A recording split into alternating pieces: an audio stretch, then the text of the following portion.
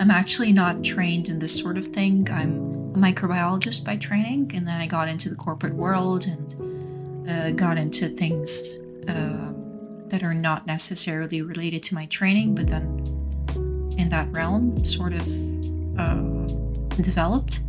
My last position was sort of developing a new, say, department in the organization that I worked with. So I had to build a team from scratch. I had to come up with the sort of guidelines and regulations to build upon for the organization. So it was an interesting position, to creating roles for people and collectively as a team trying to streamline certain activities.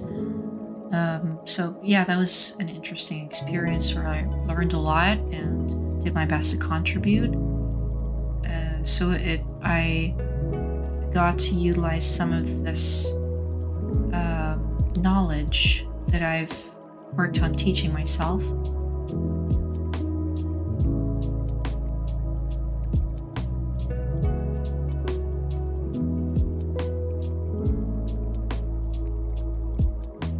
This links us to the Strengths Finder by Gallup.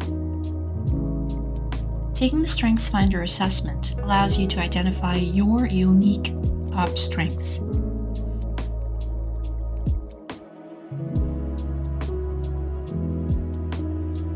But even if you don't take the assessment, similarly with personality styles, you might be adept at identifying those on your own, but of course, only on the one condition that you are very strong at being self-aware.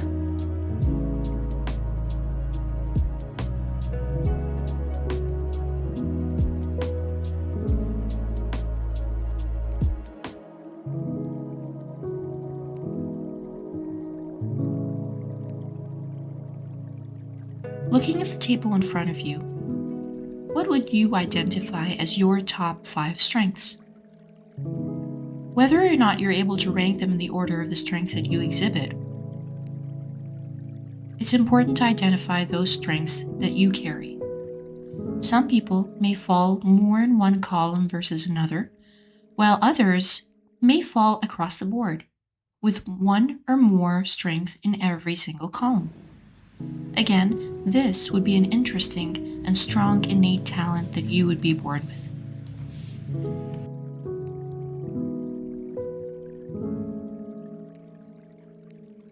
When self-assessing, it's important to be honest with yourself.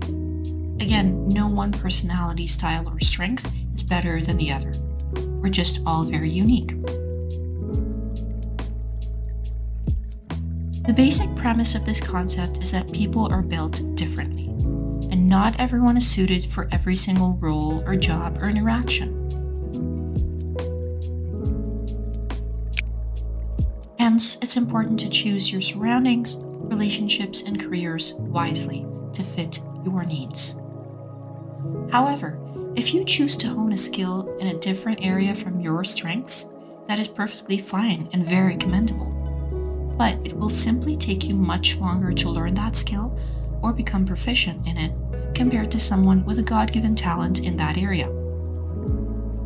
Hence, nurture your own strengths and you will excel in life's race.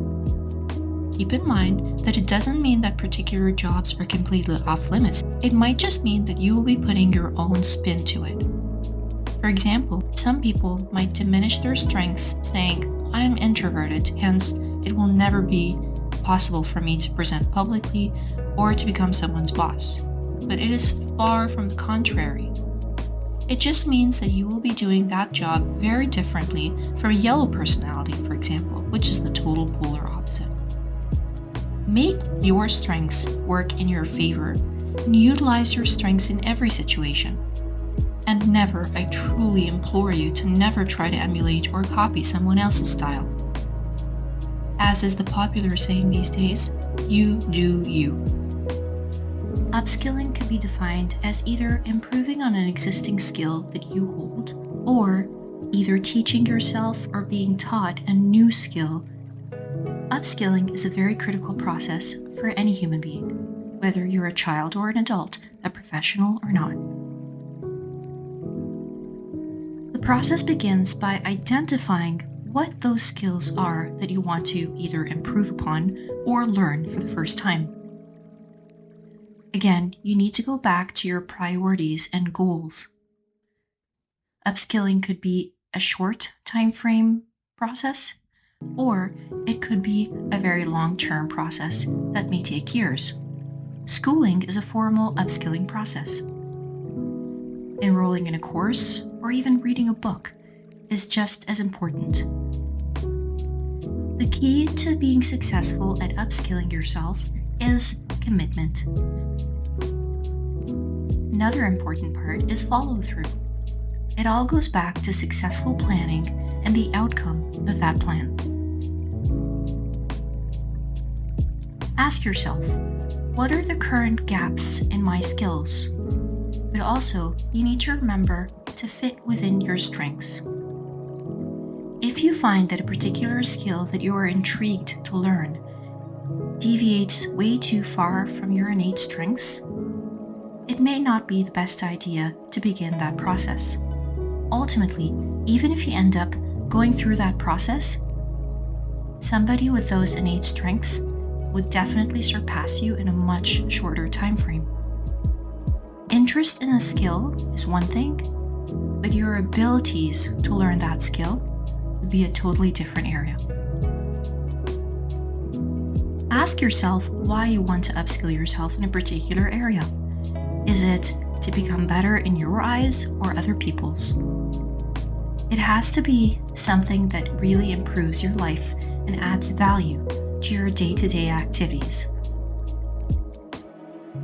It's critical to always define the purpose behind that upskilling process, and also being realistic in how efficient in terms of the time frame that would take. Not everything that you need to work hard at is worth your time. Be wise in defining what skills you'd like to learn. Prioritize those based on the value they add to your life and to your profession, and embark on that journey. Be realistic in the types of learnings that you may embark upon with that skill. Perhaps it requires some theoretical learning, but more often than not, it may require practice. If you keep at it, a skill would improve.